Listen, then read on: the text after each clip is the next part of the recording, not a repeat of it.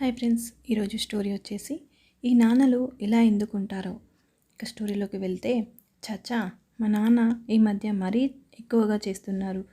రాను రాను ఆయనకు చాదస్తం బాగా పెరిగిపోతుంది.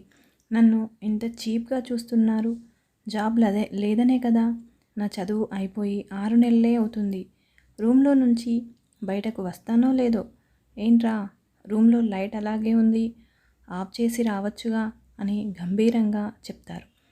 ఏంటి, కళ్ళు కనిపించట్లేదా? టీవీ ఎవరు చూడకుండా అలాగే నడుస్తూ ఉంది, ఆఫ్ చేయాలని తెలియదా అని ఇలా ప్రతిదానికి ఏదో ఒకటి నాకు చెప్తూనే ఉంటారు. అసలు ఇవన్నీ నాకు చెప్పే బదులు తను చేయొచ్చు కదా. చేయడు. తను జాబ్ చేస్తున్నని తన ఫీలింగ్. ఏ పని పాట లేకుండా ఇంట్లో కూర్చున్నాను కదా, ఇది కూడా చేయలేడా అని ఆయన నన్ను చులకనగా చూస్తున్నారు. చెప్తా ఈరోజు నాకు ఇంటర్వ్యూ ఉంది కదా, అందులో జాబ్ రాని ఆయన పని చెప్తా. ఈయనకు దూరంగా వెళ్ళిపోతాను. అసలు ఈయన ముఖం కూడా చూడను నేను అని కోపంగా నా సర్టిఫికెట్స్ అన్నీ తీసుకుని ఇంటర్వ్యూకి బయలుదేరాను. బస్ కోసం ఎదురు చూస్తూ ఉంటే టైం అయిపోతుంది కాబట్టి నాన్న ఇచ్చిన ఆ 200 రూపాయలు జేబులో ఉన్నాయి కదా అని గుర్తొచ్చి ఆటోలో వెళ్ళిపోయాను. ఆటో దిగి చూశాను, అది పెద్ద బిల్డింగ్. అందులోనే నాకు ఇంటర్వ్యూ. గేట్ లోపలికి ఎంటర్ అవుతూ ఉండగా గేట్ సరిగా పెట్టలేదు. అది గమనించిన నేను గేట్ని సరిగా పెట్టేసి వచ్చాను. లోపల అంతా టెన్షన్. ఉద్యోగం వస్తుందో రాదో అని. దేవుడా, ఇలాగైనా నాకు ఉద్యోగం వచ్చేలా చూడు. ఈ అవమానాలు రోజు రోజుకి నేను భరించలేకపోతున్నాను. ప్లీజ్ ప్లీజ్ అనుకుంటూ ముందుకు నడవసాగాను. సడన్గా నా కాళ్ళకి ఏదో తగిలినట్టు అనిపించింది.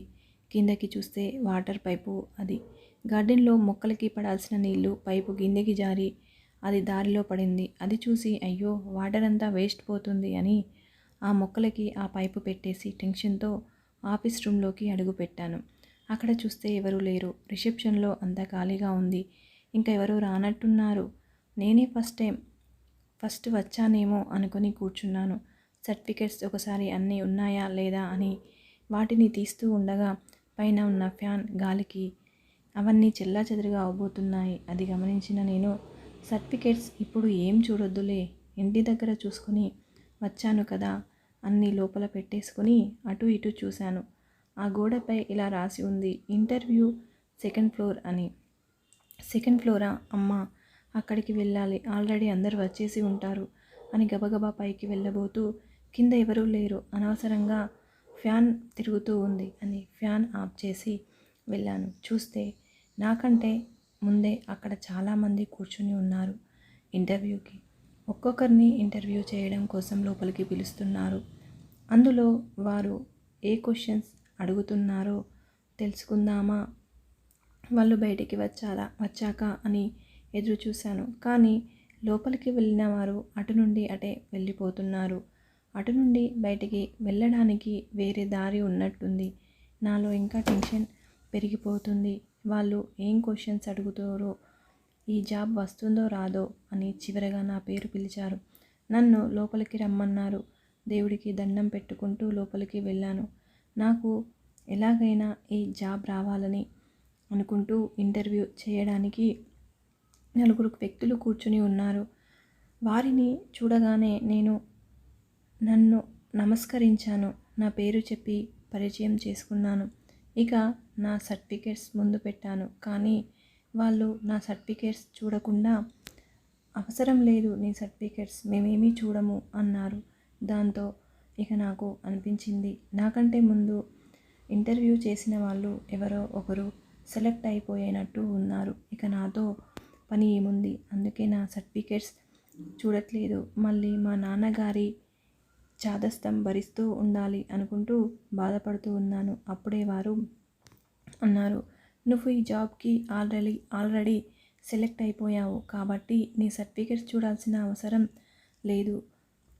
అవసరం మాకు లేదు అన్నారు. నేను ఆశ్చర్యంతో కూడిన సంతోషంతో, అవునా, నేను జాబ్కి సెలెక్ట్ అయ్యాను అని, అదెలా, అసలు మీరు నన్ను ఇంటర్వ్యూ చేయలేదు కదా అని అడిగాను.